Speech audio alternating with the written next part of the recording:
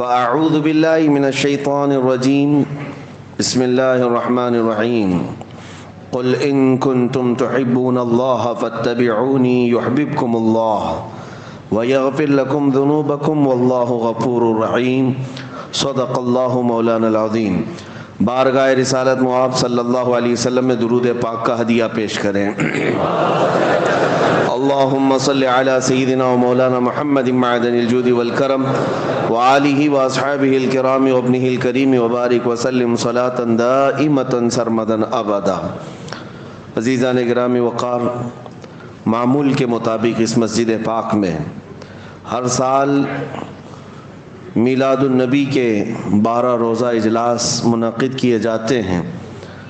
مسلسل کئی سالوں سے میری بھی آپ کے درمیان حاضری ہے۔ بس ہم دعا یہ کرتے ہیں اللہ تبارک و تعالی آخری سانس تک حضور کی میلاد مناتے مناتے دنیا سے جانے کی توفیق دے، اور یقیناً یہ سنیوں کے حصے میں آیا ہے جو فخر سے کہتے ہیں حشر تک ڈالیں گے ہم پیدائش مولا کی دھوم۔ میرے عزیز و سامعین، حضور کی میلاد جو ہے کب تک مناؤ گے؟ 12 ربیع الاول تک، کل تک، پرسوں تک، ایک مہینے تک؟ اعلیٰ حضرت تو ہمیں یہ سکھا کر گئے حشر تک ڈالیں گے ہم، حشر تک ڈالیں گے ہم پیدائش مولا کی دھوم، مثل فارس نجد کے قلعے گراتے جائیں گے، خاک ہو جائیں عدو جل کر مگر ہم تو رضا، دم میں جب تک دم ہے ذکر ان کا سناتے جائیں گے۔ میلاد کا موسم جیسی آتا ہے، ماہ ربیع النور، یہ بہت سارے چہروں کو ایک الگ امتیازی شان دیتا ہے۔ ربیع الاول میں بہت سارے چہرے پہچانے جاتے ہیں، کچھ اجلے ہو جاتے ہیں، کچھ کالے ہو جاتے ہیں، کچھ جگہ لائٹ بہت زیادہ ہو جاتی ہے، کچھ جگہ اندھیرا بھی زیادہ ہو جاتا ہے۔ اس سے پتہ چل جاتا ہے کہ ربیع الاول شریف یہ ایک کسوٹی ہے جو دلوں کے اندر موجود نور ہو کہ بغض ہو چہرے پر لکھ کر آ جاتا ہے۔ الحمدللہ سنیوں کے چہرے بھی جگمگاتے ہیں، مسجدیں بھی جگمگاتی ہیں۔ کیوں نہ ہو، جب دنیا اپنے بچوں کے برتھ ڈے منانے میں لاکھوں روپے خرچ کرتی ہے، ہم کائنات کے آقا و مولا کی ولادت پر خوشی کا اظہار کریں۔ یہ ہمارے حصے میں آئی ہوئی قسمت کی بات ہے، یہ ہمارے نصیبے کی بات ہے۔ بہرحال میں آپ کو ایک بات عرض کرتا ہوں، اعلیٰ حضرت کا ایک شعر، حشر تک ڈالیں گے ہم۔ اکثر ہوتا یہ ہے کہ اعلیٰ حضرت امام اہل سنت فاضل بریلوی رحمۃ اللہ تعالیٰ علیہ کے اشعار سمجھ میں نہ بھی آئے تو مجمع جھومتا ہے، اس لیے کہ وہ عشق کی زبان ہے، لیکن اگر سمجھ میں بھی آ جائے تو ایمان تازہ ہوتا ہے۔ ایک واقعہ آپ کو معلوم ہونا چاہیے، میلاد کے موسم میں کیا ہوا تھا جب نبی پاک صلی اللہ علیہ وسلم کی ولادت پاک ہوئی۔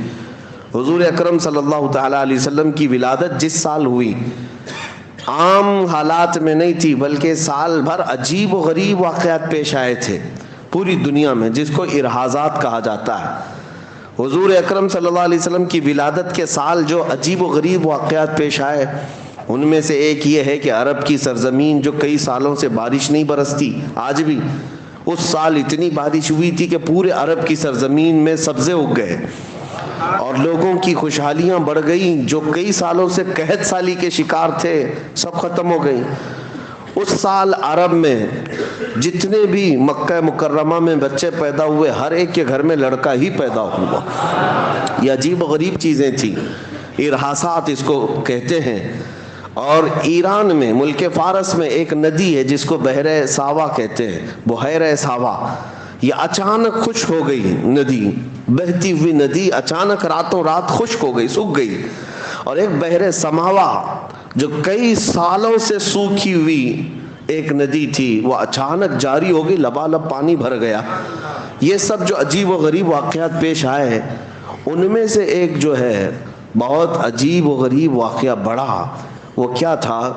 کسریٰ کے دربار میں، وہاں ایران میں ایک آگ لگائی جاتی تھی 1000 سال سے، وہ اچانک بجھ گئی۔ یہ آپ نے سنا ہوگا، میلاد کے سال، حضور کی ولادت کے سال ایک جو بڑا واقعہ پیش آیا، وہ یہ واقعہ تھا کہ کسریٰ بادشاہ کا جو محل تھا، یہ توجہ چاہتا ہوں، میں سمجھا رہا ہوں، کسی اور بات کی طرف لے جاتا ہوں۔ آپ فارس کہتے ہیں ایران کو، پہلے ایران کو فارس کہا جاتا، فارس کا جو بادشاہ ہوتا تھا اس کو کسرا کہتے ہیں، اور کسرا کا جو محل تھا وہ آج بھی مدائن میں موجود ہے عراق میں.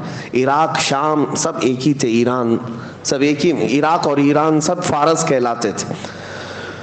تو یہ فارس کا قلعہ، کسرا بادشاہ کا جو قلعہ تھا بہت بڑا، اور اس کو اس بات پر ناز تھا کہ دنیا کی بڑی بڑی طاقتیں میرے قلعے کو نہیں توڑ سکتی، ہلا نہیں سکتی.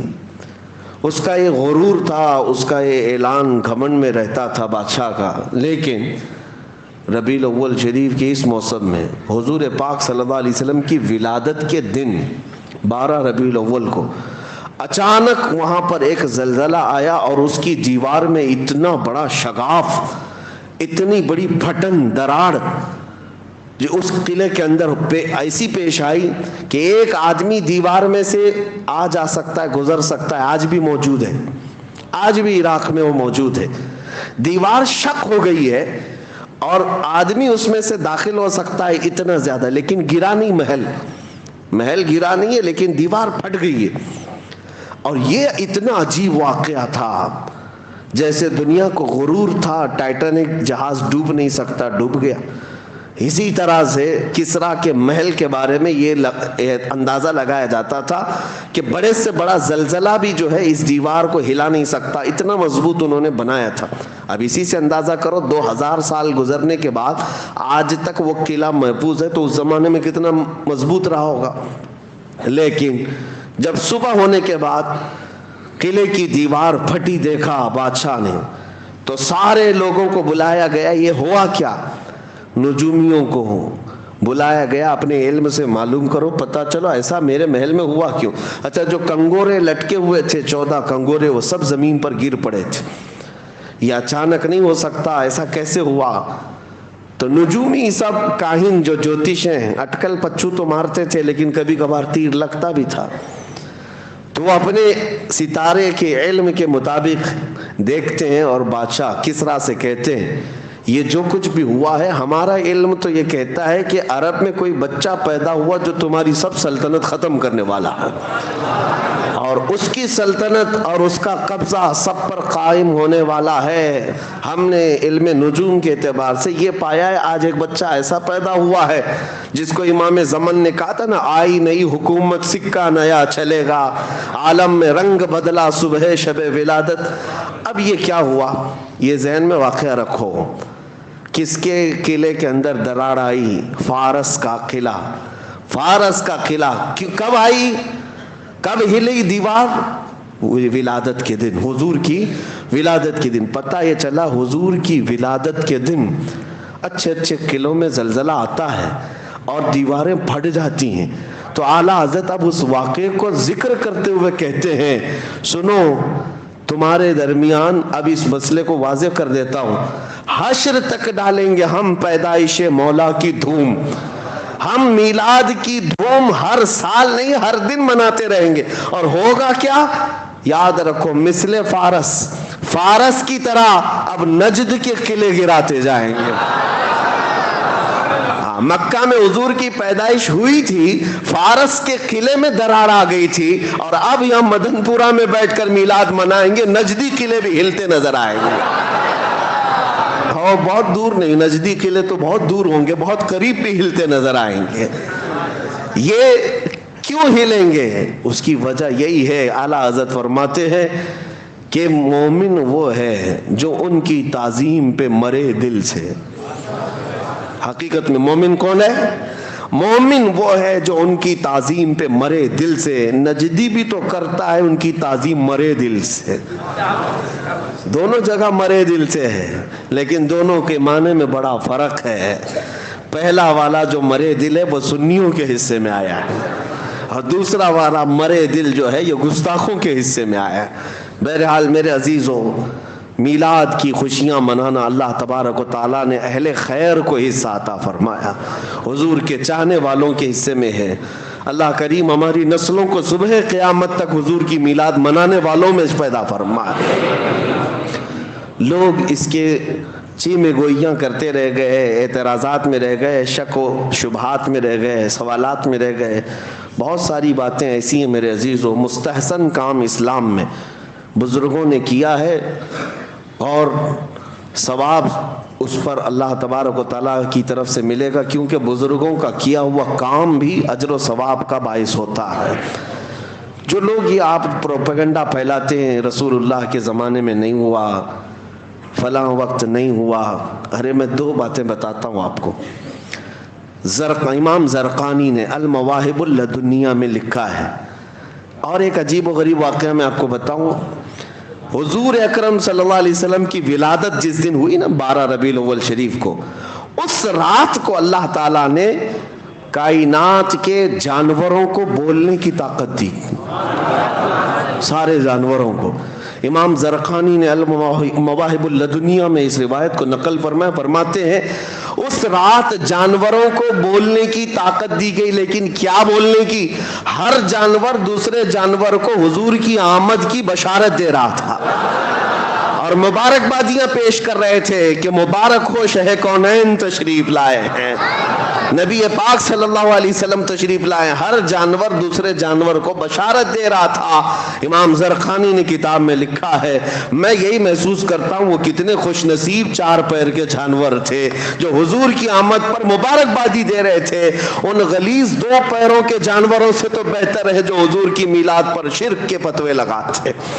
حضور اکرم صلی اللہ علیہ وسلم کی آمد پر ناک بھون سکیڑتے ہیں، ان سے بہتر تو وہ 4 پیر کے جانور تھے جو آمد مصطفیٰ پر خوشیاں منا رہے تھے. اب جو سوال ہے وہ میں آپ کے ذہن سے اس کو دور کرتا ہوں، پھر میں اپنے موضوع پر آتا ہوں. میلاد کی محفل ہے جو پروپیگنڈا پھیلایا جاتا. مکہ میں حضور پیدا ہوئے، نبی پاک صلی اللہ علیہ وسلم مکہ میں پیدا ہوئے، سب کو پتہ ہے نا. کچھ لوگ کہتے ہیں کہ حضور کی پیدائش کی خوشیاں تو مکہ میں منائی نہیں گئی تھی، 1400 سال کے بعد اب سب صرف بریلوی منانے لگ گئے. حضور جب پیدا ہوئے تھے تب تو خوشیاں کوئی منائے نہیں تھا. ان ظالموں سے اتنا ہی پوچھو حضور جب پیدا ہوئے تھے تو ایمان والے وہاں تھے کہ کافر تھے؟ مکہ میں کون لوگ تھے؟ حضور پاک صلی اللہ علیہ وسلم کی ولادت کے وقت یا تو ان کی ماں حضرت آمنہ وہ اہل ایمان میں سے ہیں، یا آپ کے دادا حضرت عبد المطلب. باقی سب کون تھے؟ وہ لوگ تو نہیں منائیں گے جو کفار و مشرکین تھے، وہاں پر بت پرستی کے شکار تھے. اور اگر ان کو یہ لگتا ہے کہ مکہ والے نہیں بنائے تھے اور اگر ان کا تعلق بھی انہی کی ذریت سے ہے تو ہمیں سوال اور جواب کرنے کی ضرورت بھی نہیں. آپ کا تعلق، آپ کا خاندان آپ کو مبارک. مکہ والے نہیں منائے تھے، سچ کہتے ہو آپ نہیں منائے تھے، اس لیے نہیں منائے تھے کہ کافر تھے، مشرکین تھے، اس لیے نہیں منائے. ہاں ہم بتاتے ہیں منایا کون تھا. حضور اکرم صلی اللہ تعالی علیہ وسلم کی ولادت کی خوشیاں یہ کہتے ہیں نا کہ مکہ والے نہیں منائے تھے، لیکن 53 سال حضور نے مکہ میں زندگی گزاری. 53 سال کے بعد جب حضور ہجرت کر کے مدینے آ رہے تھے، میرے آقا صلی اللہ علیہ وسلم کی ہجرت کی وہ تاریخ یاد کرو. اللہ کے نبی صلی اللہ علیہ وسلم عام حالتوں میں مدینے میں داخل نہیں ہوئے. مدینے والے مسلسل 9 دن سے میرے آقا کے انتظار میں پورا دن گزارتے تھے. مدینے سے نکل آتے، سنیت الوداع کی گھاٹیوں پر جمع ہو کر کے ٹکٹکی باندھ کر دیکھتے تھے کہ رسول اللہ مکہ سے نکل چکے ہیں، مدینے کب آنے والے ہیں، کب آنے والے ہیں. شام تک انتظار کرتے، اپنے گھروں پر جاتے تھے. جب حضور اکرم صلی اللہ علیہ وسلم حضرت ابوبکر صدیق کے ساتھ مدینہ طیبہ میں داخل ہونے کا وقت آیا، پورے مدینے والوں میں جو خوشیوں کی لہر تھی، بخاری شریف میں بھی موجود ہے، مسلم شریف میں بھی موجود ہے. بنو نجار وہاں کا مشہور خاندان ہے مدینے کا، وہاں کی بچیاں اپنے ہاتھوں میں دف لے کر کے آ گئیں، غلام حبشی بھی نیچے آ گئے، جوان مرد بھی اتر آئے، عورتیں اپنے گھروں کی چھت پر تھی. اور سبوں نے جب آفتاب رسالت کو چمکتے ہوئے دیکھا، پکار کر کہا طلع البدر علینا من ثنیات الوداع وجب الشکر علینا ما دعا للہ داعی. وہ بچیاں گنگناتی تھی جس کو بخاری نے نقل کیا ہے، یہ کہتی تھی سنیت الوداع کی گھاٹیوں سے 14ویں کا چاند ہم پر طلوع ہو گیا ہے. ان کے آنے پر ہم پر اللہ کا شکر واجب ہو گیا ہے کہ اللہ کی طرف بلانے والا رسول اب ہمارے شہر میں آیا ہے. یہ خوشیاں منائی تھی، حضور کی ولادت کی خوشیاں مکہ والے نہیں منائے تھے، یہ تو ان کو یاد ہے، لیکن حضور کے مدینے میں داخل ہونے کے وقت مدینے والے جو خوشیاں منائے تھے یہ کیوں نہیں یاد ہے؟ تمہیں مبارک ہو ابو جہل، ابو لہب، عتبہ و شیبہ کا خوشیاں نہ منانا، اور سنیوں کی قسمت میں بنو نجار کی وہ بچیاں آئی ہیں، اور الحمدللہ آج ہم میلاد کی خوشیاں مناتے ہیں تو اہل مدینہ کے نقش قدم پر چلتے ہیں، مدینے والوں کی اقتدا کرتے ہیں. الحمدللہ مدینے والے حضور اکرم صلی اللہ علیہ وسلم کی آمد پر خوشیوں کا اظہار کیے تھے، اور آج ہم انہی کے نقش قدم پر جب جب محفلیں سجاتے ہیں میرے آقا کے استقبال میں کھڑے بھی ہوتے ہیں، سلام بھی پیش کرتے ہیں. یہ مدینے والوں کا طریقہ. اللہ تبارک و تعالی ہمیں ہمیشہ مدینے والوں کا ایمان عطا فرمائے.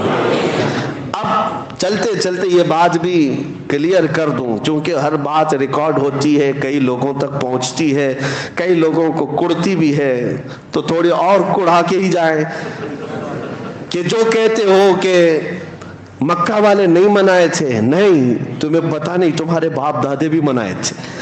ابو لہب نے خوشی منائی تھی، یہ بخاری شریف میں موجود ہے. حضرت عباس رضی اللہ تعالیٰ عنہ حضور کے چچا ہیں، ابو لہب کے چھوٹے بھائی سگے چچا ہیں. ابو لہب کے مرنے کے بعد حضرت عباس رضی اللہ تعالیٰ عنہ نے اس کو خواب میں دیکھا. گستاخ تھا، حضور کو تکلیف دیتا تھا، اذیت دیتا تھا، لیکن بعد میں نا حضور کی پیدائش کے وقت تو دشمن نہیں تھا.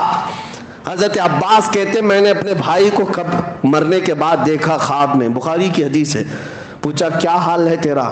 ابو لہب کہتا روز انگاروں میں جلتا ہوں، روز انگاروں میں جلتا ہوں، لیکن پیر کا دن آتا ہے تو میری شہادت کی انگلی کو ٹھنڈا کر دیا جاتا ہے، میں منہ میں اس کو رکھتا ہوں، چوستا ہوں تو ٹھنڈک محسوس ہوتی. حضرت عباس نے پوچھا ایسا کیوں پیر کے دن؟ ابو لہب کہتا ہے اس لیے کہ پیر کے دن میرے بھتیجے محمد پیدا ہوئے تھے، اور میری لونڈی، میری کنیز سویبہ آ کر مجھے خبر دیتی ہے کہ تمہارے مرحوم بھائی عبداللہ کے گھر میں بیٹا پیدا ہوا. مجھے اس دن خوشی تھی، دلی خوشی تھی. میں نے اس انگلی سے اس کو کہا جا آج تو آزاد ہے. میں نے اپنی کنیز کو اس انگلی سے آزاد کیا تھا، اس کا صلہ مجھے قبر میں آج بھی دیا جاتا ہے. کہتے ہیں نا میلاد کی خوشی نہیں منائے، باپ دادے منائے ہیں، تم نے پڑھا نہیں ہے، پڑھا نہیں ہے. کافر و مشرک اگر حضور کی آمد کی خوشی پر لونڈی آزاد کیا، اسے قبر میں سکون دیا جا رہا ہے. اللہ کا کروڑا احسان ہے کہ تم عاشق رسول ہو، مصطفیٰ کریم صلی اللہ علیہ وسلم کے چاہنے والے ہو. اگر اللہ کے حبیب صلی اللہ علیہ وسلم کی آمد کی خوشیوں میں کا اظہار کرتے ہو، یقیناً یہ باعث ثواب بھی ہے اور باعث اجر بھی ہے انشاءاللہ العزیز. اس سے تمہارے مراتب بلند ہوں گے انشاءاللہ. نبی پاک صلی اللہ علیہ وسلم کی میلاد منانا ایک اور انداز سے میں آپ کو بتا دوں بہت ضروری بھی ہے، بہت ضروری ہے. کیوں جانتے ہیں آپ کہ کچھ عقیدہ ہمارا واضح ہونا ضروری ہے. آپ رسول کو کیا سمجھتے ہیں؟ حضور پاک صلی اللہ علیہ وسلم کے معجزات ایسے ہیں کہ کبھی کبھار ہو سکتا ہے کہ کوئی آدمی حضور کے معجزات دیکھ کر کے یہ کہنا پڑے کہ وہ خدا ہیں. جیسے عیسائی گمراہ ہو گئے نا، عیسیٰ علیہ السلام کو مردے زندہ کرتے دیکھا، مٹی کے پرندوں کو پھونک مار کر اڑاتے دیکھا، کوڑ اور اندھے لوگوں کو ہاتھ رکھ کر کے صحیح کرتے ہوئے دیکھا، تو ان کو کہہ بیٹھے کہ یہ عیسیٰ اللہ کے بیٹے ہیں. عزیر علیہ السلام کو یہودی کہنے لگ گئے یہ اللہ کے بیٹے ہیں. ہمارے نبی کے معجزات تو ایسے ہیں، سورج کو پلٹا دیا ہے، چاند کو ٹکڑے کر دیا ہے، ایسے عجیب و غریب ہیں. موسیٰ علیہ السلام کا لاٹھی مار کر پتھر سے پانی نکالنا تو معجزہ ہے، لیکن رسول عربی صلی اللہ علیہ وسلم تو انگلیوں سے پانی ظاہر کرتے ہیں. ارے پتھروں سے پانی کا نکلنا تو عادت میں ہے، دیکھا بھی جاتا ہے، لیکن انگلیوں سے نکلنا، اور وہ بھی پسینے کے برابر نہیں. 550 صحابہ اس پانی سے سیراب ہوئے تھے. یہ انگلیوں سے پانی کا نکلنا، یہ معجزات، یہ ساری چیزیں کنکروں کو بولنے کے قابل بنانا. نبی پاک صلی اللہ تعالی علیہ وسلم کے معجزات دیکھ کر پھر کبھی کوئی گمراہ نہ ہو جائے اور یہ نہ کہہ بیٹھے کہ یہ بھی خدا ہے جو زمین پر اتر پڑے۔ عزیزان گرامی وقار، اب خدا کی صفت کیا ہے؟ ہم خدا کو کیا مانتے ہیں؟ قل هو اللہ احد اللہ الصمد لم یلد ولم یولد ولم یکن له کفوا احد۔ یہ اللہ کے بارے میں جو عقیدہ ہے اس کا پورا خلاصہ اس سورے میں ہے۔ اے محبوب آپ فرما دیں وہ اللہ ایک ہے، اللہ الصمد، اللہ بے نیاز ہے، کسی کا محتاج نہیں۔ اب جو بات آتی ہے وہ اصل بات ہے، لم یلد ولم یولد، وہ کسی سے پیدا نہیں ہوا اور اس سے کوئی پیدا نہیں ہوا۔ اللہ کسی سے پیدا ہوا ہے؟ کسی کا بیٹا ہے؟ نہ وہ کسی کا باپ ہے۔ وہ پیدا کسی سے نہیں ہوا اور نہ اس سے کوئی پیدا ہوا۔ یہ مین عقیدہ ہے لم یلد ولم یولد، جو عیسائیت کو بھی کاٹ دیتا ہے، کفر و شرک کو۔ ہندوؤں کے جو عقیدے ہیں وہ اس سے پیدا ہوا، وہ اس سے پیدا ہوا، پھر بھی بھگوان ہے، پھر بھی خدا ہے۔ خدا کا تصور ہمارے یہاں یہ ہے کہ وہ پیدا کسی سے نہیں ہوا اور اس سے کوئی پیدا نہیں ہوا۔ اب سنو، میلاد کے متعلق میں کہتا ہوں، حضور پاک صلی اللہ علیہ وسلم کی میلاد منانا سنیوں اس لیے بھی ضروری ہے تاکہ ان ظالموں کو یہ بتائیں ہم رسول کو خدا نہیں مانتے، ہم رسول کو خدا نہیں مانتے، کیونکہ خدا وہ ہے جو پیدا نہیں ہوتا اور میرا رسول پیدا ہوا ہے۔ ہم میلاد کا دن منا کر کے بتا رہے ہیں کہ میرا رسول آمنہ کے لال پیدا ہوئے تھے 12 ربیع الاول کو، اور سنیوں کا عقیدہ یہ ہے کہ جو پیدا ہوتا ہے وہ خدا نہیں ہوتا۔ ہاں بس ساتھ میں یہ عقیدہ ہمارا ضرور ہے، میں مانتا ہوں اے عقل والو میرا محمد خدا نہیں ہے، مگر دلوں میں یہ نقش کر لو کہ وہ خدا سے جدا نہیں ہے۔ بات سمجھ آ گئی؟ حضور کی میلاد منانا اس لیے ضروری ہے کہ ہم حضور کو خدا نہیں مانتے، ہم خدا نہیں مانتے، وہ اللہ کے رسول ہیں، اللہ کے بندے ہیں اور خدا کی۔ اللہ کا کبھی میلاد منایا آپ نے؟ کسی سے سنا کہ اللہ کا بھی میلاد کا دن؟ وہ کسی دن پیدا ہوا نہیں، اسی لیے یہ شرک کو ختم کرنے والی چیز میلاد ہے اور اس کو ہی یہ شرک بنا بیٹھے ہیں۔ شرک کو ختم کرتی ہے میلاد۔ اگر میلاد حضور کے لیے ہے تو اس کا مطلب ہے کہ اللہ پیدا نہیں ہوا اور رسول پیدا ہوئے، یہ سمجھ کر کے چلے۔ اب ہم آگے بڑھتے ہیں، کیونکہ مجھے جو حکم دیا گیا تھا، ظاہر سی بات ہے یہ بہت ذمہ دار منبر ہے اور یہاں پر سننے والے بھی الحمدللہ ذمہ دار لوگ ہوتے ہیں، اور میں ایک غیر ذمہ دار آدمی آ جاتا ہوں بیچ میں، لیکن پابند کرنے کے لیے اراکین آپ کے انتظامیہ اور خود خطیب و امام کی شاید ان کے مشوروں سے یہ ہر آنے والے کو موضوع دے کر باندھ دیتے ہیں تاکہ ادھر ادھر گھوڑا نہ دوڑائے، اور انشاءاللہ العزیز ان کے حکم کی پابندی بھی میں کروں گا۔ مجھ سے یہ کہا گیا ہے کہ محبت رسول اور اطاعت رسول پر گفتگو کرنی ہے، اس کے علاوہ ہماری زندگی میں ہے کیا؟ حضور پاک صلی اللہ علیہ وسلم کی محبت اور ان کی اطاعت، یہی اصل ایمان ہے۔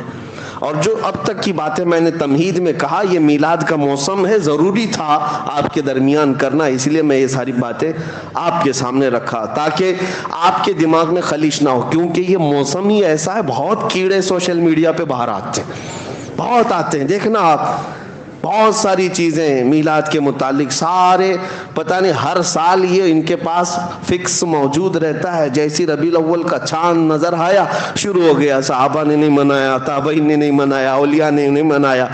بھولے بھالے سنیوں کو صرف اور صرف یہی ساری باتیں کرنے، ان کو اب تک یہ شرم نہیں آتی کہ ان کی شادیوں کے کروڑوں کے خرچے کون سے صحابہ نے منائے تھے؟ یہ جس طرح کے اجتماعات اور کانفرنسیں جو کچھ بھی ہوتی ہیں کون سے صحابہ نے بنایا؟ اور یہ اب تو حالت یہ ہے کہ قومی وطن یعنی دن منانا ان کے نزدیک تو جائز ہے، یعنی نیشنل ڈے سعودی میں تو بہت دھوم دھام سے منایا جاتا ہے۔ ان سے پوچھو کون سے صحابی نے نیشنل ڈے بنایا تھا؟ نیشنل ڈے پر پوری چھٹی، ہر جگہ چراغاں، خوشیاں۔ حضور کی میلاد پر ہی ساری دلیلوں کی ضرورت۔ اور اب تو آپ دیکھ رہے ہیں جب اللہ کے نبی صلی اللہ علیہ وسلم کے نہ ہو سکو تو پھر اللہ تمہیں ہر ذلیل کے قدموں پر ڈال دے گا، حضور کے نہیں ہو سکے تو پھر کہاں ہوں گے؟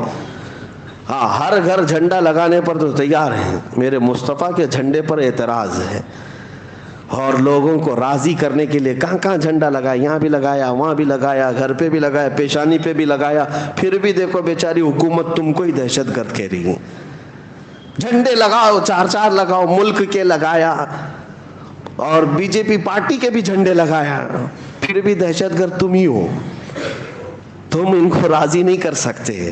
میں اس جماعت کی بات کر رہا ہوں جو حضور کی میلاد پر شرک و کفر اور بدعت کے فتوے لگائے اور باقی سارے نیتاؤں کے جھنڈے لگا کر گھومتے رہے، لیکن الحمدللہ ہمیں اس بات کا فخر ہے کہ ہم ایرے غیرے جھنڈوں کی طرف نہیں گئے۔ میرے ملک کے جھنڈے کی توہین نہیں کرتا میں، ہمارے ملک کا جھنڈا ہمارے لیے عزت کا اور فخر کا سبب ہے، لیکن ساتھ میں ہم یہ اعلان ضرور کرتے ہیں، کسی کی جے وجے کیوں پکاریں، کیا غرض ہم کو، کسی کی جے وجے کیوں پکاریں، کیا غرض ہم کو، ہمیں کافی ہے سید اپنا نعرہ یا رسول اللہ۔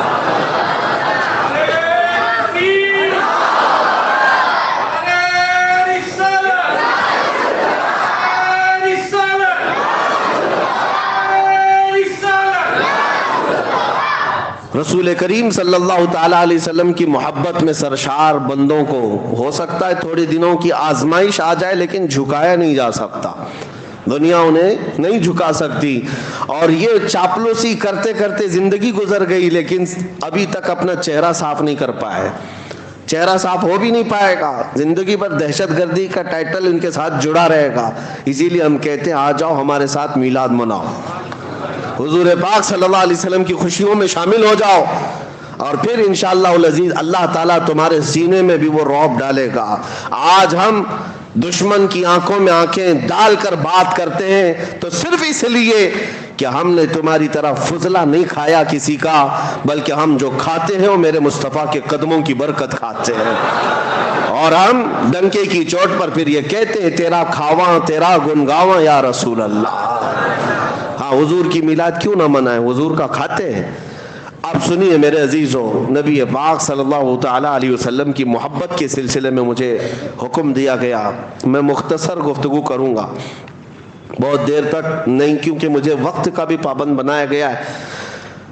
اللہ کے نبی صلی اللہ تعالیٰ علیہ وسلم سے محبت یہ انسان کی فطرت میں ہونا چاہیے، اور محبت کسی سے ہوتی ہے تو اس کے آثار اس کے چہرے پر بھی ظاہر ہوتے ہیں، اس کی زندگی پر بھی ظاہر ہوتے ہیں۔ آدمی محبت میں جب مبتلا ہوتا ہے تو اس کی زندگی میں چینجنگ شروع ہو جاتی ہیں، تبدیلیاں آنے لگ جاتی ہیں۔ عام سی بات ہے، آپ دنیا میں بھی دیکھیں، ایک مجازی عشق و محبت میں جو بندہ پاگل ہونے لگتا ہے، کسی لیلا کے پیچھے ہے، کسی محبوبہ کے حسن کے پیچھے پڑ جاتا ہے، اس کی زندگی میں چینجنگ آ جاتی ہے، وہ سب کچھ چھوڑ چھاڑ کر کے پیچھے لگا رہتا ہے۔ کبھی کبھار ہم نے دیکھا کتنے مجنوں ایسے ہی بنے ہیں شعر و شاعری کرتے ہوئے۔ محبت یہ اگرچہ دنیاوی عشق ہے، دنیاوی محبت ہے، مجازی عشق ہے، لیکن جو کائنات کے آقا و مولا کی محبت میں فدا ہوتا ہے، پھر وہ سر چڑھ کر کے بولتا ہے جان ہے عشق مصطفیٰ، جان ہے عشق مصطفیٰ، روز فزوں کرے خدا، جس کو ہو درد کا مزہ ناز دوا اٹھائے کیوں۔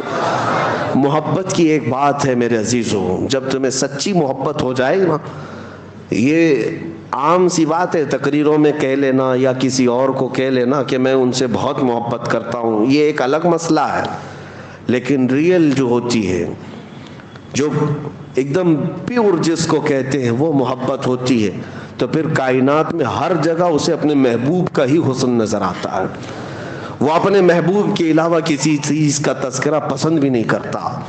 ہم ایسے عاشقوں میں بریلی کے امام کو دیکھتے ہیں جنہوں نے اپنی زندگی حضور کی محبت میں فنا کر دی، ان کا حال تو یہ تھا جس چیز کو دیکھتے اپنے نبی کو یاد کرتے۔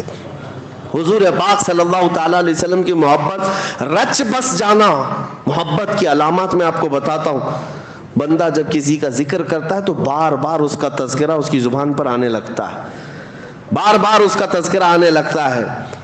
میں آپ کے ذہن کو قریب کرنے کے لیے ایک بات کہتا ہوں، ایک بندہ مرید بننے کے لیے ایک بزرگ کے پاس، کہا کہ مجھے مرید بنا دیجئے۔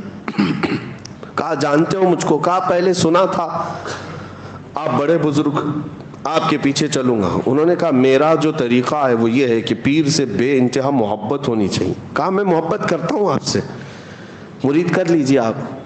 کہا ایسی نہیں ہوں، میں دیکھنا چاہتا ہوں۔ دیکھنے کے لیے انہوں نے ایک طریقہ کیا اپنایا، کہا ایک بھینس خرید کر کے اس کے حوالے کر دیا، کہا یہ بھینس لے جا، اس کو پال۔ کہا کیا کرنا ہے اس کو؟ کہا اتنا پالنا ہے اس کو، صبح نہلانا، دوپہر میں نہلانا، رات میں بھی نہلانا، 3 بار نہلانا، کھانا تم اپنے ہاتھ سے کھلانا اس بھینس کو، اور اس کے پورے بدن کو پوچھا مارتے رہنا، صفائی کرتے رہنا، اور اس کے ساتھ بیٹھ کر کے تھوڑی دیر باتیں بھی کرتے رہنا، اس سے دل لگا لینا۔ اس نے کہا آپ کا حکم ہے تو کرتا ہوں، ورنہ بھینس سے کیا کیا جائے، جانور ہی ہے نا۔ تو اس نے کہا ٹھیک ہے۔ بزرگ نے کہا 30-40 دن کے بعد آؤ۔ 8 دن کے بعد وہ آیا تو اس سے پوچھا کیا حال ہے؟ کہا ٹھیک ہوں۔ کہا بھینس کا کیا حال ہے؟ کہا وہ بھی ٹھیک ہے۔ پھر انہوں نے سوال کیا دن بھر کیسے گزارتے ہو؟ کہا اچھے سے گزارتا ہوں۔ بھینس؟ وہ بھی اچھی ہے۔ کہا جاؤ 40 دن کے بعد ہم ملتے ہیں۔ 40 دن کے بعد آئے۔ اب آنے کے بعد اس بزرگ نے پوچھا کیا حال ہے؟ کہا میری بھینس کا حال بھی بہت اچھا ہے۔ کہا تیری خیریت پوچھ رہا ہوں، بھینس کی بات کر رہا ہے۔ دن کیسا گزرتا ہے؟ کہا میری بھینس تو بہت اچھی ہے، صبح اٹھتی ہے میرے ساتھ بات کرتی ہے، دوپہر میں نہلاتا ہوں، رات میں اس کے ساتھ بیٹھتا ہوں۔ کہا میں تیری خیریت پوچھ رہا ہوں، بھینس کی بات کر رہا ہے۔ اس کے بعد جتنے سوال وہ کرتے رہے، ہر بات میں بھینس۔ تب اس بزرگ نے فرمایا کہ یہ صرف اور صرف ریہرسل ہے، ایک پریکٹس ہے۔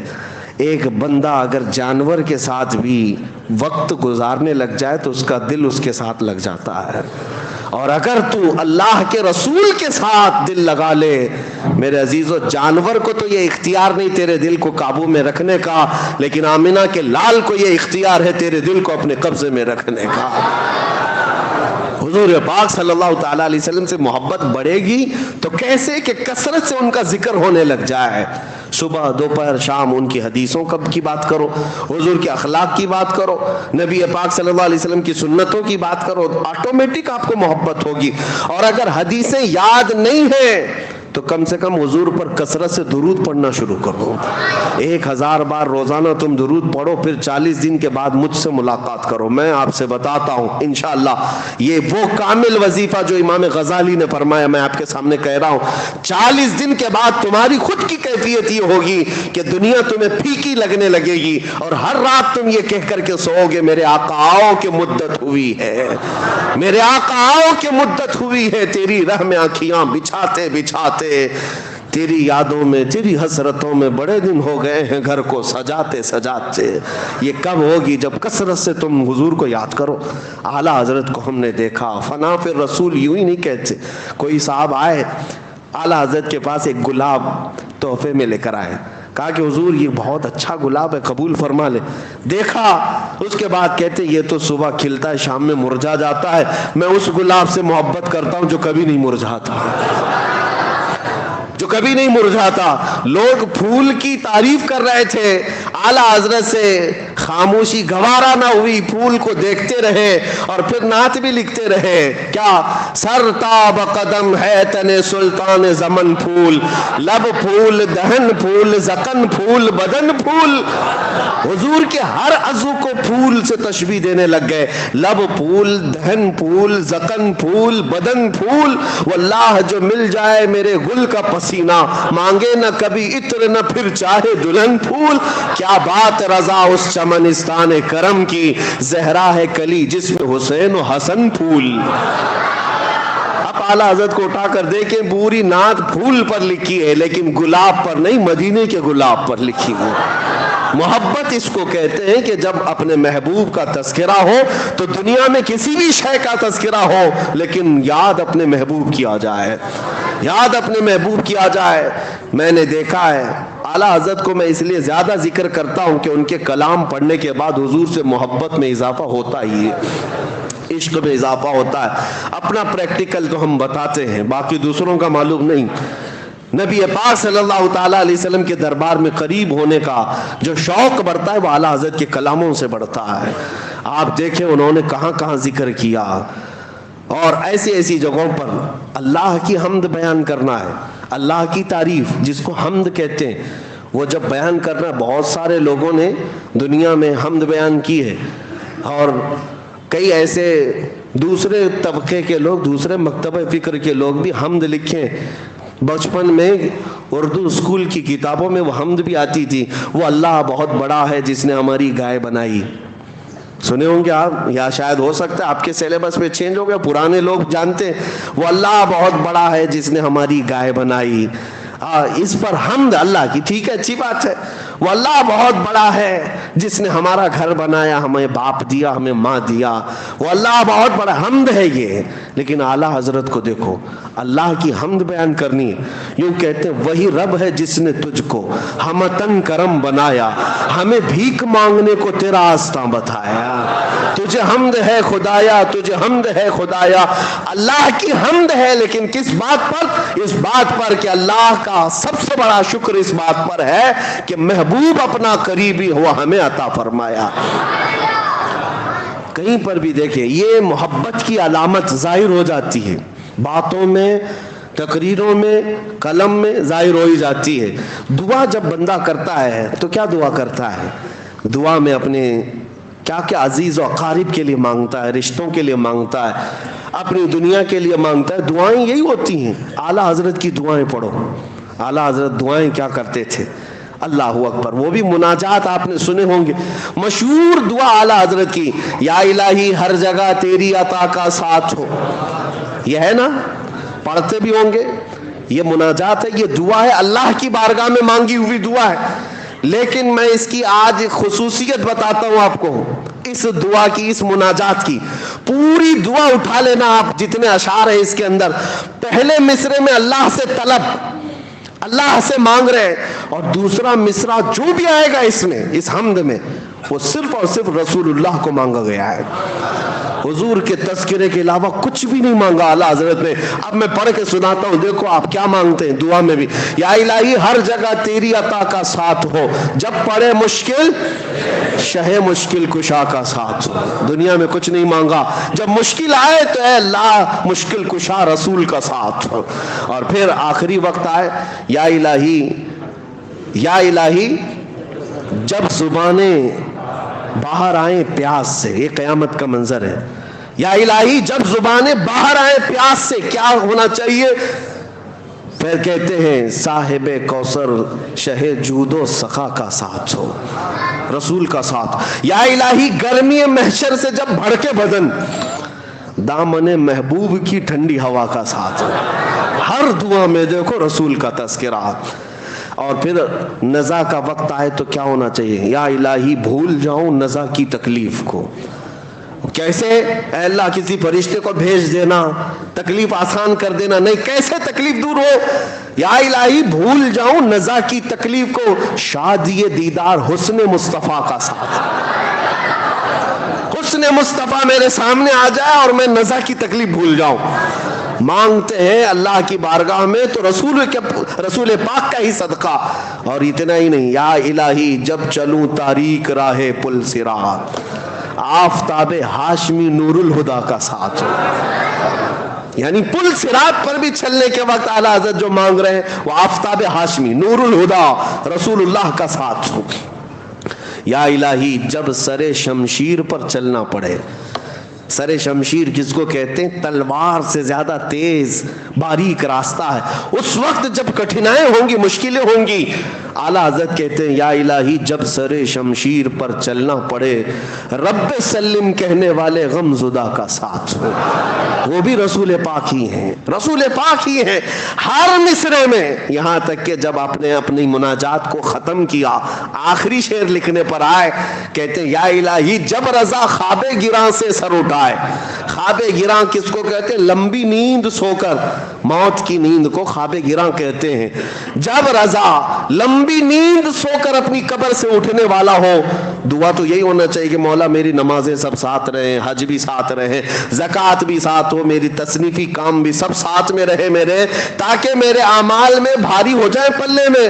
اعلیٰ حضرت کی دعا یہ نہیں ہے کہ میرے سارے اعمال ساتھ رہے. کہتے یا الہی جب رضا خواب گراں سے سر اٹھائے, دولت بیدار عشق مصطفیٰ کا ساتھ. اگر کچھ رہے ہمارے پاس اس وقت مولا عشق مصطفیٰ ساتھ ہو. یعنی ہر جگہ جب رسول کا تذکرہ آئے تو یہ محبت کی علامت سمجھو. محبت صرف اور صرف ایک دوسرے کو کہہ لینے سے نہیں ہوتی, اس کی زندگی میں یہ چیزیں نظر آنے لگتی, اس کی ایکٹیویٹیز میں یہ چیزیں نظر آنے لگتی ہیں. بیٹھتے اٹھتے وہ میرے مصطفیٰ کو یاد کرتا ہے, ان کی اداؤں پر عمل کرنے لگ جاتا ہے. اور جب رسول پاک صلی اللہ علیہ وسلم کی محبت دل میں رچ بس جائے, حال تو یہ ہوتا ہے کہ اسے ہر چیز میں جلوہ محبوب ہی نظر آتا ہے. آپ کو وہ بات یاد ہوگی, بغداد میں ایک مصور, ایک آرٹسٹ لوگوں کی تصویریں نکالتا تھا, لیکن کیا اس کا کمال تھا کہ لوگ اسے جیسا ڈائریکشن دیتے اپنے اپنے محبوب کا سیم ویسی ہی فوٹو نکال کر دیتا تھا. اس کا کمال تھا. اس زمانے میں کوئی پرنٹنگ پریس یا کیمرہ یا اسکینر نہیں تھا, لیکن ہاتھ سے نکالتا تھا. بہت سارے لوگ تصویر نکالنے گئے وہاں پر. میں مسئلے پر نہیں بات کر رہا ہوں, تصویر کے واقعہ بیان کر رہا ہوں. وہ زمانہ سیدنا جنید بغدادی کا ہے. حضرت جنید بغدادی کو جب پتہ چلا, لوگوں کی قطار لگی ہے مصور کے گھر کے پاس, کہا سب اپنے محبوباؤں کی تصویریں نکال رہے. اس کو بولتے ہیں حلیہ اپنے محبوب کا, اس کی آنکھیں ایسی, اس کا چہرہ ایسا, اس کے بال ایسے, اس کے ہاتھ ایسے, اس کے پیر ایسے. وہ ہو بہو ایسی ہی نکال کر دے دیتا, جیسے آج اسکیچ نکالنے والے ہوتے. حضرت جنید بغدادی کو جب یہ بتایا گیا تو وہ خود بھی اس کے گھر گئے, لائن میں خود بھی کھڑے ہو گئے. جب نمبر آیا, حضرت جنید بغدادی وقت کے سید الاولیاء ہے, سید الطائفہ جن کو کہا جاتا تھا, جب وہ مصور کے گھر میں آئے دیکھ کر وہ ڈر گیا. کہا حضور آپ کیسے آئے؟ کہا سنا تیرا کمال ہے, تو محبوبوں کی تصویریں ہو بہو نکال کر دیتا ہے. سر جھکایا اور کہا ہاں میں یہی کرتا ہی ہوں, لیکن آپ یہاں کیوں آئے؟ کہا میں بھی ایک شخصیت سے محبت کرتا ہوں, چاہتا ہوں کہ اس کی تصویر تجھ سے نکلواؤں. کہا ٹھیک ہے آپ کا حکم. کہا کس سے محبت کرتے ہیں آپ؟ جنید بغدادی نے کہا میں اس سے محبت کرتا ہوں جس سے اللہ بھی محبت کرتا ہے. وآمنہ کا در یتیم, مدینے کا تاجدار, ہم غریبوں کا ماوا و ملجا, محمد الرسول اللہ کی ذات. سن میں ان کا حلیہ بتاتا ہوں, ان کی آنکھیں کس طرح تھیں, ان کا چہرہ کس طرح تھا, ان کے رخسار کیسے تھے, ان کے لبھائے ناز کیسے تھے, ان کے دست مبارکہ, ان کے قدمائے پاک کیسے تھے. جنید بغدادی بتاتے جا رہے تھے, وہ قلم چھوڑ کر سنتے بیٹھا رہا. اس کے بعد کہا بس کیجئے, یہ تصویر میرے پاس پہلے سے بنی بنائی رکھی ہے, میرے پاس موجود ہے, میں آپ کو دیے دیتا ہوں. جنید بغدادی نے کہا تو لوگوں کی تصویریں بنانے کے لیے آرڈر لیتا ہے, کئی دنوں کے بعد بنا کے دیتا ہے, میرے محبوب کی تصویر پہلے سے ہے. اس نے کہا بات در حقیقت یہ ہے کہ میں بھی انہی سے محبت کرتا ہوں, ہم دونوں محبت میں شریک ہیں. کہا اچھی بات ہو گئی, جاؤ تصویر لے آؤ. وہ مصور کمال کا مصور تھا, اندر گیا اور جا کر کے پورا قرآن پاک لے کر کے آ گیا. حضرت جنید بغدادی کے پاس رکھ کر کے کہا آپ بتاؤ اے جنید, اس سے بہتر میرے مصطفیٰ کی تصویر کیا ہو سکتی ہے؟ جب مجھے میرے نبی کو پڑھنا ہوتا ہے میں پڑھتا ہوں چہرے پاک کا تذکرہ, والضحیٰ واللیل اذا سجا. جب زلفوں کی بات آتی ہے تو میں پڑھتا ہوں واللیل اذا یغشا. جب ہاتھوں کی بات آتی ہے تو میں پڑھتا ہوں وما رمیت اذ رمیت. جب قدموں کی بات آتی ہے تو میں پڑھتا ہوں لا اقسم بہذا البلد. جب سینے کی بات آتی ہے تو میں پڑھتا ہوں الم نشرح لک صدرک. آنکھوں کی بات آتی ہے تو میں پڑھتا ہوں ما زاغ البصر وما طغى. جب باتوں کی بات آتی ہے تو میں کہتا ہوں وما ينطق عن الهوى ان هو الا وحی یوحى. اسی کو علامہ نظمی میاں رحمۃ اللہ علیہ نے فرمایا تھا, آغاز سے اخیر تک قرآن ہے نعت مصطفیٰ, محبوب کے بیان کا کیسا انوکھا ڈھنگ ہے. یہ تصویر مصطفیٰ ان کو نظر آتی ہے جن کا دل حضور کی محبت میں مچل رہا ہے، ورنہ قرآن پڑھنے والے بھی بہت سارے بغض کے کیڑے رکھتے ہیں، انہیں حضور کے خلاف آیتیں ڈھونڈنے میں بڑا دلچسپی لگتی ہے، ورنہ جس کے دل میں حضور کی محبت ہو ہر آیت میں میرے آقا کی عظمت انہیں نظر آتی ہے، حضور پاک صلی اللہ تعالیٰ علیہ وسلم کی جھلکیاں انہیں قرآن میں نظر آتی ہیں۔ بات صرف اسی کی ہے، جیسا لائٹ اندر ہوگا ویسی روشنی باہر ہوگی، جیسا اجالا اندر رکھو گے ویسی چیزیں، دل کے اندر پورا بغض اور کینہ بھرا ہوا ہو عداوت کا اور ماڈرنزم کا، تو پھر تمہیں باہر کچھ نظر نہیں آئے گا، اندھیرا ہی اندھیرا، اندھیرا ہی اندھیرا۔ اس لیے ہر ایک نے اپنے نبی پاک صلی اللہ علیہ وسلم کو اپنی محبتوں سے پہچانا ہے، اسی لیے میرے آقا فرماتے ہیں میں آئینہ ہوں، لوگ اپنے آپ کو مجھ میں دیکھتے ہیں، لوگ اپنے آپ کو مجھ میں دیکھتے ہیں، اور جو دیکھتے ہیں وہ کہتے بھی ہیں۔ حسان بن ثابت کا چہرہ بھی صاف تھا، دل بھی صاف تھا، اور حضور کو دیکھا تو پکار اٹھے وَأَحْسَنُ مِنْكَ لَمْ تَرَ قَطُّ عَيْنِي وَأَجْمَلُ مِنْكَ لَمْ تَلِدِ النِّسَاءُ، یا رسول اللہ آپ سے زیادہ حسین میری آنکھوں نے دیکھا ہی نہیں، آپ سے زیادہ خوبصورت کسی ماں نے جنا ہی نہیں۔ یہ کون کہہ رہا ہے؟ جس کا دل حضور کی محبت میں وہاں مچل رہا تھا، اس نے پکار کر کہا تھا، اور ان کی باتیں اللہ نے آج تک محفوظ رکھی۔ ابو جہل گستاخ تھا، خنزیر تھا، حضور کو دیکھا تو بدگوئی کرتا رہا، ابو لہب بد زبانی کرتا رہا، باتیں ان کی کسی کو آج یاد نہیں، لیکن حسان بن ثابت کی باتیں سب کو یاد ہیں۔ ایک بات یاد رکھیں، نبی پاک صلی اللہ علیہ وسلم کو جس نے دیکھا وہ پکار کر کہا ہے، سعدی شیرازی نے کیا کہا، بلغ العلا بکمالہ کشف الدجا بجمالہ حسنت جمیع خصالہ صلو علیہ وآلہ۔ یہ محبت کے جملے ہیں، جب دل اور سینہ محبت میں سرشار ہوتا ہے تو زبان سے اس کا اظہار بھی ہوتا ہے۔ حافظ شیرازی کہتے ہیں، یا صاحب الجمال و یا سید البشر من وجہک المنیر لقد نور القمر۔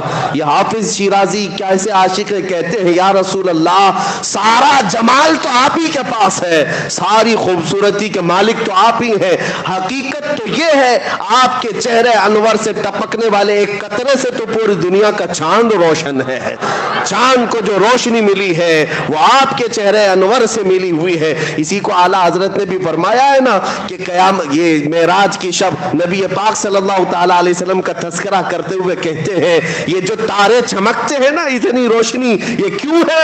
اعلیٰ حضرت کہتے ہیں، نہانے میں جو گرا تھا پانی کٹورے تاروں نے بھر لیے تھے، نہانے میں جو گرا تھا پانی کٹورے تاروں نے بھر لیے تھے معراج کی شب، وہ چمک رہی ہے۔ محبوبوں کی بات میں کر رہا ہوں، جس نے اپنے دل میں محبت رکھی اور میرے آقا کو دیکھا، پھر اس نے پکار کر یہ بھی کہا ہے، مکھ چند بدر شاشانی ہے ماتھے چم کے دل آٹھ نورانی ہے۔ یہ پیر مہر علی شاہ گولڑوی رحمت اللہ علیہ حضور اکرم صلی اللہ تعالیٰ علیہ وسلم کی محبت کے ایسے فانی شخص کا تذکرہ کر رہا ہوں جو حضور کو اپنی جاگتی ہوئی آنکھوں میں دیکھا تھا، بیداری کے عالم میں دیکھا تھا، تو پکار کر کے پورا نقشہ ہی اپنی نعت میں رکھ دیا، مکھ چند بدر شاشانیے ماتھے چمکی دی لاٹھ نورانیے کالی زلفت اکھ مستانیے مخمور اکھیں ہن مد بھریاں اس صورت نو میں جان اکھاں کی جان جہاں اکھاں سچ اکھاں رب دی شان اکھاں اس شان تو شانہ سب نبیاں سبحان اللہ ما اجملکا ما اکملکا ما احسنکا کتے مہر علی کتے تیری سنا گستاخ اکھے کی تھی جا اڑیاں۔ اقبال کے دل میں بھی جو دھڑکتی تھی وہ محبت مصطفیٰ ہی تھی، اسی لیے اس نے پورے لوگوں کو یہ اعلاناً کہا، تم کیا سمجھتے ہو نبی کی ذات کا مقام کیا ہے؟ ہو نہ یہ پھول تو بلبل کا ترنم بھی نہ ہو، چمن دہر میں کلیوں کا تبسم بھی نہ ہو نہ یہ ساقی تو میں بھی نہ ہو، خم بھی نہ ہو، بس میں توحید دنیا میں نہ ہو، تم بھی نہ ہو، خیمہ افلاق کا استادہ اسی نام سے ہے، نبض ہستی تپش آمادہ اسی نام سے ہے، دشت میں دامن کوثر میں میدان میں ہے، بحر میں موج کی آغوش میں طوفان میں ہے، چین کے شہر مراکش کے بیابان میں ہے، اور پوشیدہ ہر مسلمان کے ایمان میں ہے۔ وہ نام مصطفیٰ کا تذکرہ جب آتا ہے عاشقوں کا امام، امام عشق و محبت جب اس حسن کا تذکرہ کرتے ہیں تو کیسے وہ کمال حسن حضور ہے کہ گمان نقص جہاں نہیں، یہی پھول خار سے دور ہے، یہی شمع ہے کہ دھواں نہیں۔ حضور کا تذکرہ کرنے میں اتنی نزاکتیں اعلیٰ حضرت نے تشبیہات جو دی ہیں، دنیا کا ایک ہی پھول ایسا ہے جس میں کانٹے نہیں ہیں، جس میں کانٹے نہیں ہیں، اور شمع ہے حضور، شمع ہے لیکن ایسی شمع ہے جس میں دھواں نہیں ہے۔ دھواں جو ہے آنکھوں کو خیرہ کرتا ہے، جلن پیدا کرتا ہے، دھواں اچھی چیز نہیں سمجھی جاتی، اس لیے اعلیٰ حضرت نے شمع تو کہہ دیا میرے آقا کو، لیکن ساتھ میں کہا یاد رکھو یہ ایسی شمع ہے جس میں دھواں نہیں ہے۔ اور پھول تو میں نے کہا ہے لیکن پھول میں کبھی کبھار کانٹے ہوتے ہیں، یاد رکھو میرا پھول وہ ہے جس میں خار ہے ہی نہیں، کانٹے نہیں ہیں۔ یہ تشبیہات، یہ محبت کی علامتیں ہیں میرے عزیزو۔ بس میں یہاں یہ بات عرض کرنا چاہوں گا، جب سینہ ان کی محبت میں دھڑکتا ہے تو ہر چیز دنیا کی حضور اکرم صلی اللہ تعالیٰ علیہ وسلم کی محبت میں جگمگاتی ہوئی نظر آتی۔ ایک بات یاد رکھو، دنیا کی ہر شے اللہ کے رسول سے محبت کرتی، سارے کائنات کے جانور سب رسول اللہ سے محبت کرتے ہیں۔ جس دن تم محبت میں برابر ہو جاؤ گے پھر یہ کائنات کے دوسرے جانوروں کے بھی حالات تمہیں بتا دیے جائیں گے۔ محبت میں اگر حضور کے برابر ہو گئے، بہت سارے چھپے ہوئے راز کائنات کے وہ تمہیں بتائے جائیں گے، سب راز کھولے جائیں گے، کیونکہ محبت میں جب عاشق سب اسی مقام پر آ جاتے ہیں تو راز کھول دیے جاتے ہیں۔ میں تو مالک ہی کہوں گا کہ ہو مالک کے حبیب، یعنی محبوب و محب میں نہیں میرا تیرا۔ اب میں آپ سے محبت کرتا ہوں، آپ مجھ سے محبت کرتے ہیں، ایک چیز یہاں رکھی ہوئی ہے، آپ یہ نہیں کہیں گے یہ تیرا ہے یہ میرا ہے۔ محبوب اور محب کے درمیان میرا تیرا نہیں ہوتا، جو تیرا ہے وہ میرا ہے، جو میرا ہے وہ تیرا ہے۔ اس محبت کا تذکرہ اعلیٰ حضرت نے جو فرمایا وہ میں یہی کہتا ہوں، جب تم حضور پاک صلی اللہ علیہ وسلم کی محبت میں وہ مقام پاؤ گے، کائنات میں جو کچھ بھی حضور کا ہے وہ تمہارا بھی ہے، کیونکہ پھر میرا تیرا نہیں ہوگا، جو میرے رسول کا ہے وہ میرا ہے، اور جو میری زندگی ہے وہ سب رسول کی ہے، حضور پاک کے قبضے میں ہے۔ اس محبت کے مقام پر پہنچنے کے لیے اپنی زندگیوں کو بدلو۔ یہ جو دنیاوی عیش و عشرت میں ہم پڑے ہیں، دنیا ہمیں ذلیل کر کے مار ڈالے گی، کچھ نہیں ہونا ہے۔ ہم نے بہت سارے جنازے جاتے دیکھے ان لوگوں کے بھی جن کو یہ لگتا تھا کہ دنیا کی دولت ہی سب کچھ ہے، لیکن دولت انہیں نہ بچا سکی نہ ان کو سکون دے سکی، کچھ نہیں۔ حتیٰ کہ میں نے ان بزرگوں کو دیکھا ہے، مصر میں ایک بہت بڑے بزرگ جن کا انتقال ہوا تھا، انہوں نے قرآن کی تفسیر بھی لکھی لیکن عاشق رسول تھے۔ ان کی موت کے وقت ہمارے استاذ اور کئی علماء وہاں پر بستر کے پاس موجود تھے، شیخ متولی شعراوی رحمۃ اللہ علیہ، ان کے بارے میں یہ چیز ہمارے استاد نے بیان کی۔ جب بستر پر وہ لیٹے ہوئے آخری سانسیں لے رہے تھے، بات چیت کر رہے تھے، تھوڑی دیر کے بعد جو قریب سرہانے کے کھڑے تھے ان کو کہا ادھر سے ہٹ جاؤ، ادھر سے ہٹ جاؤ، لوگوں کو ہٹایا، اور اس کے بعد مسکراتے ہوئے انگلی اٹھائی اور کہا اشہد ان لا الہ الا اللہ و اشہد انک رسول اللہ۔ کلمہ طیبہ جو پڑھا جاتا ہے، آپ پڑھتے ہیں نا اشہد ان لا الہ الا اللہ و اشہد ان محمدن عبدہ و رسولہ، جس کا مطلب ہوتا ہے میں گواہی دیتا ہوں کہ اللہ کے سوا کوئی معبود نہیں، میں گواہی دیتا ہوں کہ محمد صلی اللہ علیہ وسلم اللہ کے بندے اور اس کے رسول ہیں۔ یہی کلمہ ہے، یہی ترجمہ ہے۔ لیکن اس بزرگ نے جو کلمہ پڑھا تھا وہ کیا تھا؟ اشہد ان لا الہ الا اللہ و اشہد انک رسول اللہ، میں گواہی دیتا ہوں کہ اللہ کے سوا کوئی معبود نہیں، اور میں گواہی دیتا ہوں کہ آپ اللہ کے رسول ہیں، میں گواہی دیتا ہوں کہ آپ اللہ کے۔ یہ کلمہ اسی وقت بندہ کہہ سکتا ہے جب رسول کو اپنے قریب دیکھ رہا ہو، ہر ایک کو یہ کہنے کا نہیں ہے، حضور کو اپنے پاس دیکھ رہا ہو۔ یہ ہمارے اساتذہ گواہ ہیں، ہم نے دیکھا ہے بزرگوں نے جب حضور کی محبت میں اپنی زندگیاں قربان کی ہیں، ان کی محبت میں وہ سرشار رہے تو جانے سے پہلے بھی انہیں اعزاز سے بخشا گیا ہے۔ حضور پاک صلی اللہ علیہ وسلم ان کے سرانے کے پاس تشریف لائے، اور جب حضور قریب ہوں تو پھر موت کا درد کیا، پھر روح کے نکلنے کا احساس کیا۔ اس چیز کو امام اعظم ابو حنیفہ رحمۃ اللہ علیہ نے ایک واقعے سے بیان فرمایا تھا. ایک شخص ان سے سوال کرنے آیا تھا, کہا کہ سنا ہے مومن کی موت الگ ہوتی ہے, کافر کی موت الگ ہوتی ہے, مومن کو تکلیف نہیں ہوتی, کافر کو بہت تکلیف ہوتی ہے, یہ کہاں سے ثابت ہے؟ امام اعظم ابو حنیفہ نے فرمایا سورہ یوسف پڑھو سمجھ میں آئے گا. سورہ یوسف پڑھ کے آیا, موت کا ذکر ہی نہیں. کہا اس میں تو کہیں ہے نہیں. کہا پھر سے پڑھ کے آؤ. پھر گیا, کہا اس میں تو کچھ نہیں. کہا کیا ہے؟ کہا یوسف و زلیخا کا واقعہ ہے. امام اعظم ابو حنیفہ فرماتے ہیں میں وہی تو کہہ رہا ہوں تجھ کو, یوسف و زلیخا کے واقعے میں کیا پڑھا؟ یہ نہیں پڑھا کہ زلیخا نے ساری عورتوں کو ایک محل میں جمع کیا, سب کے ہاتھوں میں لیمو دی اور چھری دیا اور کہا جب یوسف آئیں گے میں کہوں گی تو کاٹ دینا. کہا ہاں یہ پڑھا.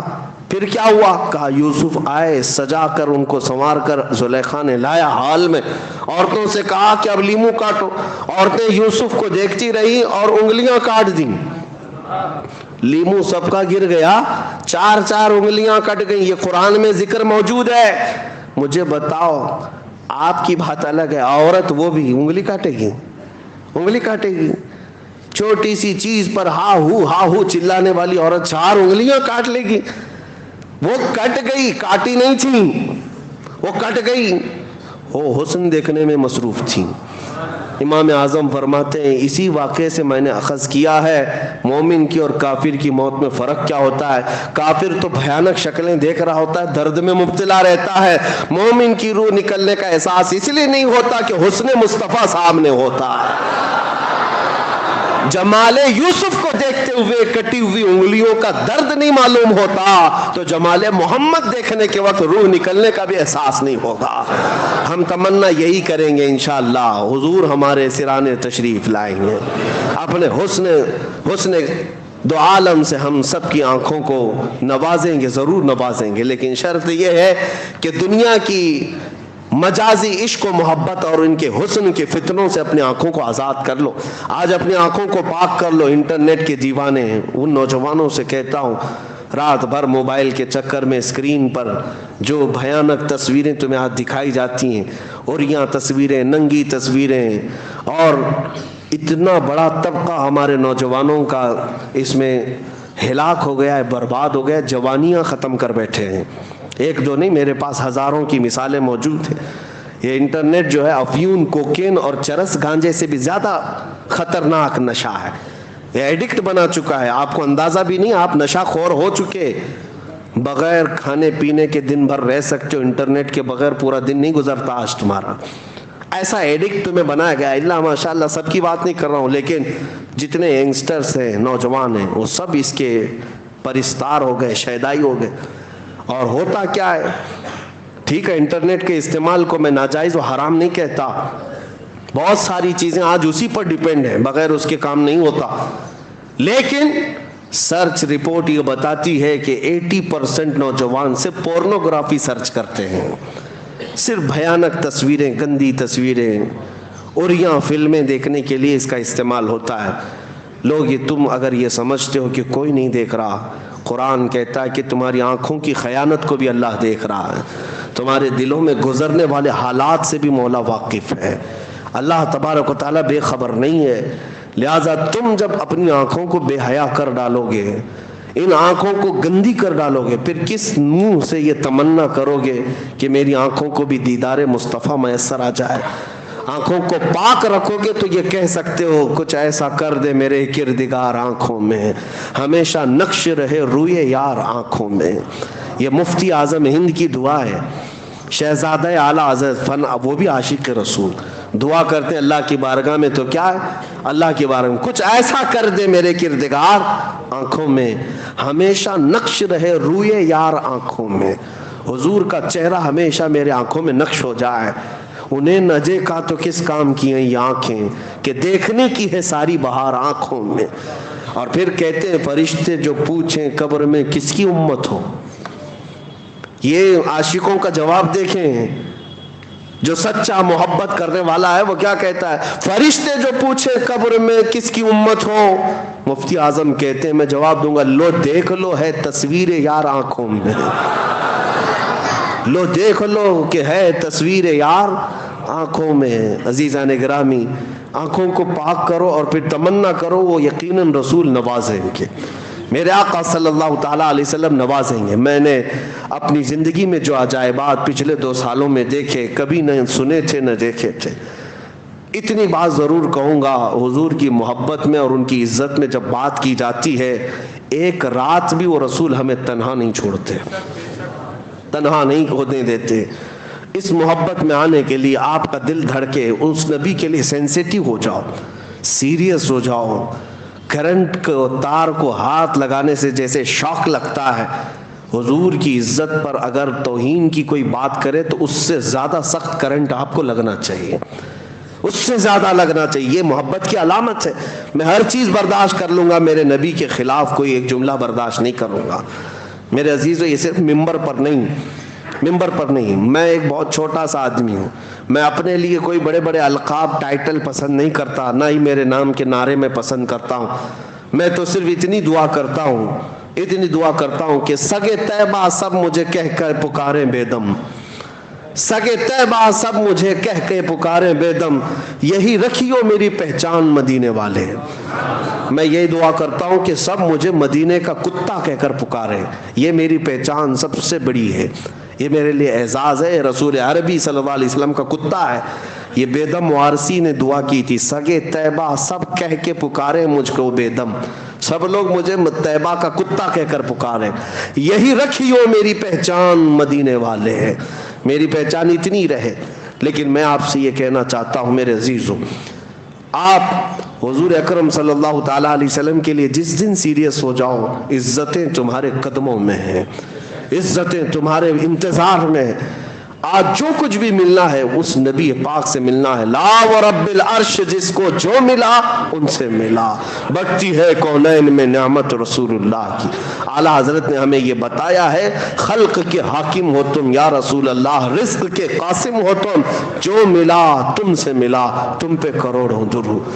اور بخدا خدا کا یہی ہے در، نہیں اور کوئی مفر مقر، نہ بھاگنے کی جگہ نہ ٹھہرنے کی جگہ. حضور کو چھوڑو گے نہ بھاگنے کی جگہ ملے گی نہ ٹھہرنے کی جگہ ملے گی. جو وہاں سے ہو یہیں آ کے ہو، جو یہاں نہیں تو وہاں نہیں. یہ اس بات کو طے کر کے چلو. آج نوجوانوں کو میں اعلاناً پکار کر کے کہنا چاہتا ہوں، کچھ چیزیں کیا میرے نبی کے لیے نہیں چھوڑ سکتے؟ دنیاوی عشق و محبت میں تم اپنے کپڑے بھی بدل لیتے ہو، اپنے جسم کو بدل لیتے ہو.